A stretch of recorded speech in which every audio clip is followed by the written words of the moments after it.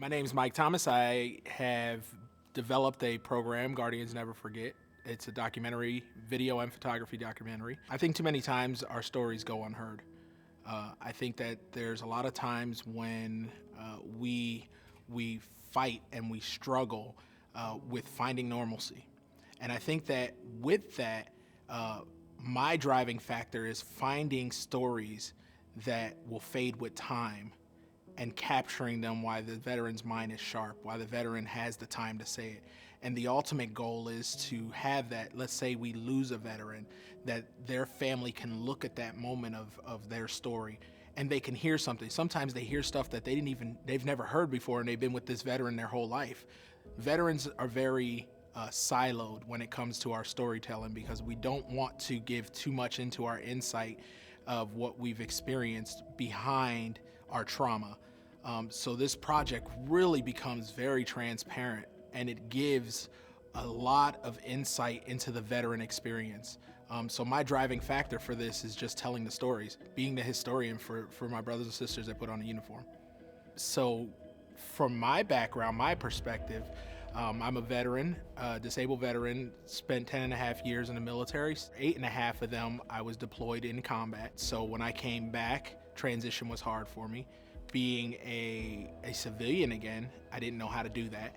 I came back from service. I was diagnosed with severe PTSD and TBI and social anxiety. And I picked up a camera just to see. I just wanted to see what all this hype was, see if I can take a good picture. And I ended up with a buddy of mine who introduced me to a camera and making sure it wasn't an automatic, and just had me going around. Eventually what happened was I found that as I took pictures, I could assimilate any situation. I could walk into a crowded room with a camera in hand and I can almost disappear. I found my sort of peace through photography. And then I offered that to veterans. Those veterans, they essentially were learning photography as an alternate means of therapy. And that turned into probably about 110 veterans that came through the class, that 85 of them were now going to traditional therapy, and they were talking to their therapists using photography. So it became almost like a calling to me to continue to move and to show them how I found and coped with my trauma using photography.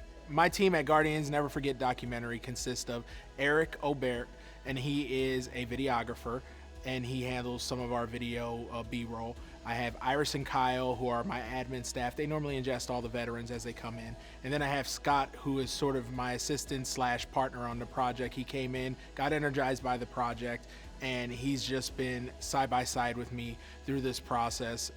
And to tell you the truth, as a project, I couldn't do it without him sitting there with me. Because there are times when I trigger and I have to pull away and Scott has to continue driving. This project has really taken on a different meaning for me. Originally, Michael asked me, hey, I'm shooting all these veterans at the VA this weekend. Can you come and help me out? I said, no problem. We were both part of the headshot crew. I'm like, yeah, sure, I'll come out. We'll hang out. We'll take some pictures. It'll be a good time. And then, we were taking pictures. And it was cool. We were meeting some people. And then there was one veteran who sat down and told us her story about being a Vietnam nurse and how she was treating people during the Tet Offensive when her and her nursing staff were doing everything to save these soldiers' lives. And you can't watch that footage or hear that story and not get emotional. And at that moment, you're like, there's something bigger to this. This is a story that needs to be told. I've had uncles and grandfathers served in the military. I've got a lot of friends who served in the military. And it's just, I want to give back to them by sharing these stories. Getting these stories out, because they're telling things that I know they're not telling anyone else. And this is their history. This is, it's not what you see in the movies. It's not what you read in books. This is, real life. This is real people talking about their real experiences.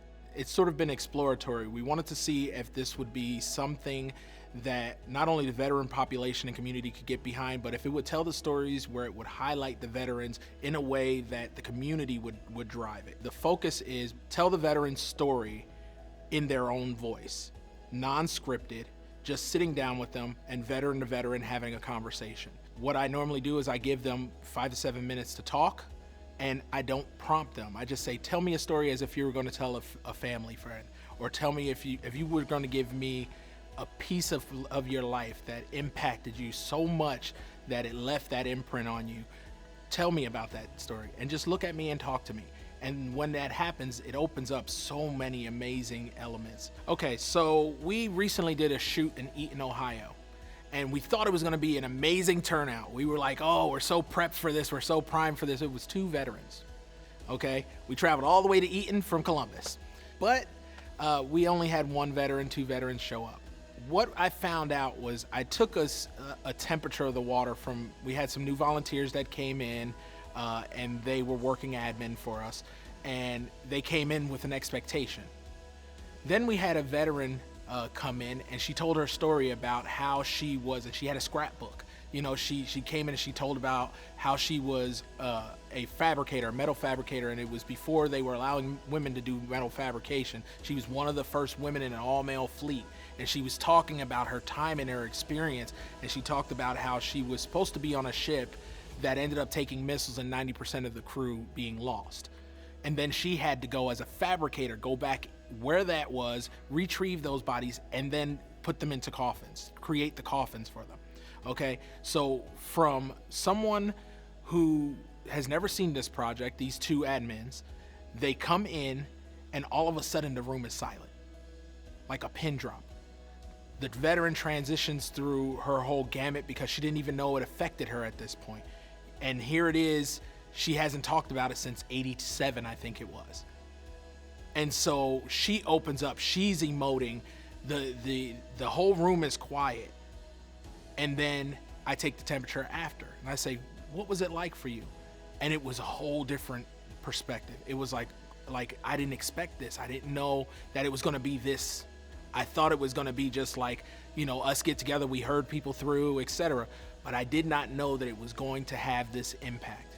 And when I tell you the impact was so strong, when you walked out of that room, the tension was so high, and not a bad tension. It was just so so much emotion in the room that even the veteran herself was like, I don't know how you got that out of me. I haven't told my family that. So being able to experience that with her, and being able to be a sounding board for her, and allowing her to feel comfortable and opening that up, I think that was so far one of the impactful things. We've had many others, but there was that one situation to have my whole team's perspective change because they see the heart of the project in that one veteran. And that was it. I mean, it you know, to expect 15 veterans and get one that changed the perspective of a whole room. That's the essence of the project.